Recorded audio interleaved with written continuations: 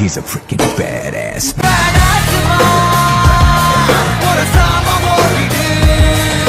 Welcome back to P R T commentary rock stars. இன்னைக்கு நம்ம பார்க்க போறது Boruto 2 blue vortex manga chapter 7. Sorry லேட்டா போட்டதுக்கு ரொம்ப மன்னிச்சுக்கோங்க. இப்ப அப்படியே வீடியோக்குள்ள போலாம். Wake up to reality. Uchiha Sasuke. 俺は波風湊。内葉イタチ。渦巻ナルト。内葉マドラだ。 Nothing ever goes as planned in this accursed world. Open பண்ணா சின்ன பாம்பாட்டி மிட்சுக்கியே தான் காட்டுறாங்க. ஸ்டார்டிங்லேயே நம்ம மனசுக்குள்ள நினைச்சிட்டு இருப்பான், நான் ஒரு நிலவு, எப்பவுமே இருட்டுல தான் இருப்பேன், என்னால என்ன சொந்தமா பிரகாசிக்க வைக்க முடியாது, நான் ஒருவேளை பிரகாசிக்கணும்னா அதுக்கு எனக்கு சூரியன் தேவை, சூரிய ஒளி என் மேல பட்டாதான் என்னால பிரகாசிக்க முடியும், சூரிய ஒளி நிலவு மேல பட்டுச்சுன்னா அவ்வளவு இருட்டுலயும் அது ரொம்ப வெளிச்சமா தெரியும். அப்படிதான் என் வாழ்க்கை முழுக்க நான் நம்பிக்கிட்டு இருந்தேன். சொல்ல போனா எனக்கு அதை விட வேற எதுவுமே முக்கியம் இல்லை. ஆனா முதல் முறையா நான் இப்பதான் புரிஞ்சுக்கிட்டேன் கவாக்கி அப்படின்னு கவாக்கி நினைச்சுக்கிட்டு பேசிட்டு இருக்கான். அதுக்கப்புறமே போன சாப்டர்ல மிட்சுக்கி வந்து கொலவெறியோட புரோட்டோ அட்டாக் பண்ண வருவான்ல, மிட்சுக்கி சேஜ் மூட்ல அவ்வளவு வெறியோட வந்துட்டு இருக்கான். பொருட்டோவை பார்த்தா ரொம்ப கூலா பாத்துட்டு இருப்பான். பொருட்டோவை ஷூரிகன் எல்லாம் வீசுவான். மிட்சுகி எல்லாம் பாம்பை வச்சு அசல்ட்டா எல்லாத்தையும் தள்ளி விட்டுருவான். அதுக்கப்புறம் மிட்சுகி பாம்பு வச்சு அட்டாக் பண்ணுவான். நம்ம பையலும் பேக் பெல்ட் அடிச்சுலாம் தப்பிக்க பார்ப்பான். ஆனா அந்த பாம்பு ரொம்ப ரொம்ப ஃபாஸ்டா இருக்குமா. அதுக்கப்புறம் பொருட்டோ ஃபிளைங் தண்டர் கார்டை யூஸ் பண்ணி மரத்தோட கிளையில டெலிபோர்ட் ஆயிடுவான். பொருட்டோவை கவாக்கி எங்க பாப்பானா, நான் நினைச்சேன் அவன் தான் என்ன இங்க தேடி வருவான்னு. பாம்பாட்டி மிட்சுக்கியும் சாரி குட்டி பாம்பாட்டி அவன் ஒன்னும் இப்ப இங்க முக்கியம் இல்ல, என்ன நடக்கணுமோ அதான் நடக்குது. இப்ப நான் தான் உன்னோட எதிரி. சிக்கமாருவ மைண்ட் ட்ரான்ஸ்ஃபர் வழியா பொருட்டோ கிட்ட மிட்சுக்கி வந்து அவனோட பாம்போட பாய்சனை வச்சு கவாக்கியை மயக்க போட வச்சு அன்கான்சியஸ் ஆகிட்டான். அதே மாதிரிதான் இப்ப உன்னையும் பண்ண போறான் பொருட்டோ.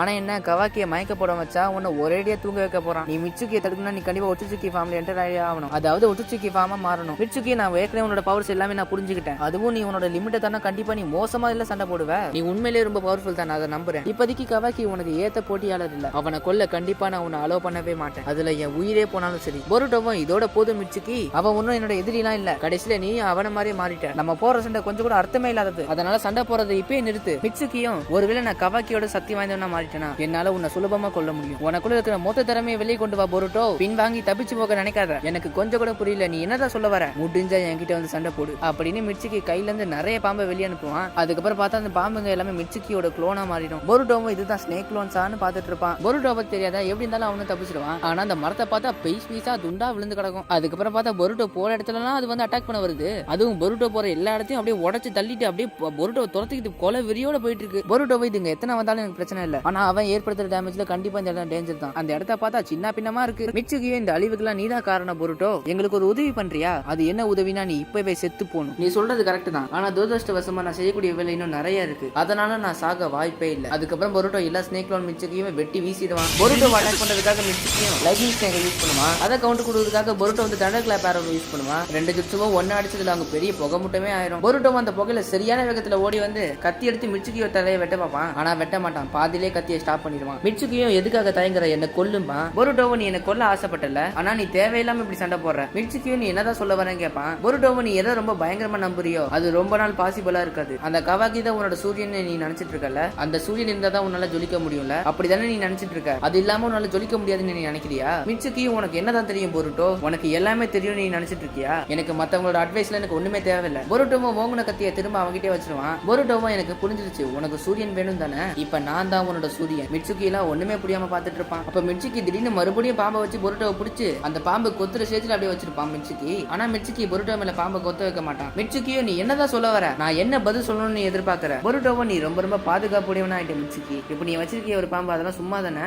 மிட்சுகிக்கும் ஒண்ணுமே புரியாம எதுக்கு நீ இப்ப ரொம்ப காமா இருக்க, நான் உன்னை தப்பிக்க முடியாதபடியும் நான் உன்னை பிடிச்சிட்டேன், என்னால இப்ப உன்னை ஈஸியா கொல்ல முடியும். பொருட்டோவும் உன்னோட மனசை தொட்டு சொல்லு, உனக்கு ஏற்கனவே தெரியும் நீ ஒன்னும் கவாக்கி இல்ல, அவன் ஒன்னும் உன்னோட சூரியன் கிடையாது, அவன் ஒன்னும் உனக்கு மேலலாம் இல்ல, அவன் எப்பவும் உனக்கு சூரியனாவும் இருந்ததே இல்ல, அவன் ஒன்னும் உன்னை ஜொலிக்க வைக்கல. மிட்சுகியும் எனக்கு சரியா தெரியல, ஆனா அப்படி நடக்க வாய்ப்பே இல்ல, சூரியன் இல்லாம நிலா ஜொலிக்காது, அந்த மாதிரி தான் நாங்களும். பொருட்டோவும் எனக்கு புரியுது, நான் சொன்ன விஷயம் உன்னை ரொம்ப குழப்புது இல்ல, ஆனா அதுதான் உண்மை, நீ உன்னோட மனசு தொட்டு சொல்லு, அவன் தான் உன்னோட சூரியன் நீ நினைக்கிறியா, உனக்கு தெரிய வேண்டிய உண்மை என்னன்னா உன்னால சுயமா வாழ முடியும், உனக்கு அதுதான் வேணும், நீ அதுதான் நம்பி ஆகணும். மிட்சுகி அதுக்கு பொருட்டோ கிட்ட இருந்து இந்த பாம்பு எடுத்துருவான். மிட்சுகியும் அப்ப நீ எதுக்காக வந்த, நீ யாருன்னு சொல்லு. பொருட்டோவும் நீ கவலைப்படாத, எனக்கு கவாக்கியை கொள்ற இன்டென்ஷனே இல்ல, நீ என்ன தப்பா புரிஞ்சு புரிஞ்சுக்கிட்ட. இப்ப நடந்தது எல்லாமே நீ தப்பா புரிஞ்சுக்கிட்டதால தான். ஆனா என்னைக்காவது ஒரு நாள் நாங்க எங்களுக்குள்ள இருக்கிற பிரச்சனையை நாங்க சால்வ் பண்ணிடுவோம். இது வெறும் ஒரு அண்ணன் தம்பிக்குள்ள நடக்கிற ஒரு சண்டை தான். கண்டிப்பா ஒரு நாள் இந்த பிரச்சனை எல்லாம் முடியும். மிட்சுகி அப்படின்னா ஏன் செவன்த் ஹோக்காகே நருட்டோ உசுமாக்கி ஏன் சாவணும்? அவர் ஏன் சாவணும்? பொருட்டோவும் அவர் இன்னும் உயிரோட தான் இருக்காரு. அது மட்டும் இல்லாம பாதுகாப்பாவும் இருக்காரு. பொருட்டோ சொன்னதை கேட்டு மிட்சுகி, ஈனோ, சிக்கமரெல்லாம் அப்படியே ஷாக் ஆயிருவாங்க. பொருட்டோவும் கூடவே என்னோட அம்மாவும் உயிரோட தான் இருக்காங்க. இப்போதைக்கு என்னால இது வரைக்கும் தான் சொல்ல முடியும். மிட்சுகி, உனக்கு கடந்த காலத்துல வேணா சூரியன் தேவைப்பட்டிருக்கலாம். ஆனா இப்பவும் உனக்கு தேவையா? உனக்கு நீயே கேட்டு இதை நல்லா யோசிச்சு பாரு. உனக்கு உண்மையிலே ஒரு சூரியன் வேணுமா? ஆனா உன்னை ஞாபகம் வச்சுக்கோ, உனக்கு ஏதாவது உதவி தேவைப்படுச்சுன்னா நான் கண்டிப்பா உனக்காக இங்க வருவேன். உனக்காக நான் எப்பவும் இருப்பேன். அதை கேட்டு மிட்சுகி வேற ஆச்சரியமா பார்த்துட்டு இருப்பான். நருட்டோ இன்னும் உயிரோட தான் இருக்கானு ஈனோலாம் ஸ்தம்பிச்சு போயிருவா. எய்டாவும் கவாக்கி எழுப்பிடுவா.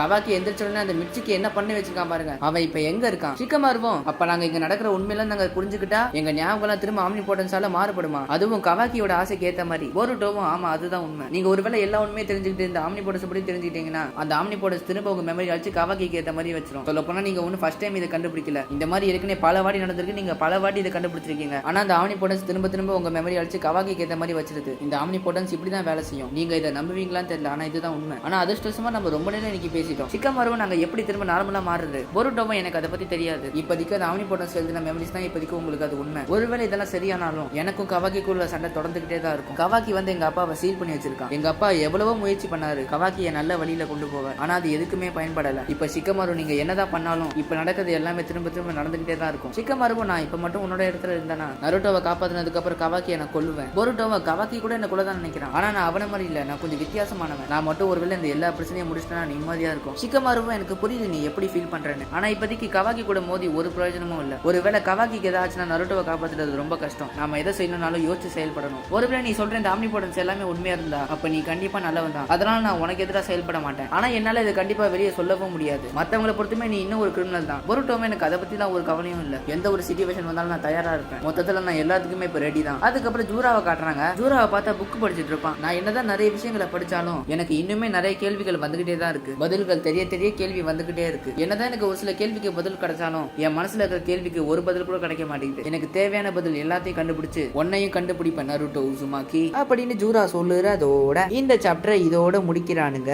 சரி ஓகே, இதுக்கப்புறம் அடுத்த சாப்டர்ல பார்ப்போம். Okay, bye bye.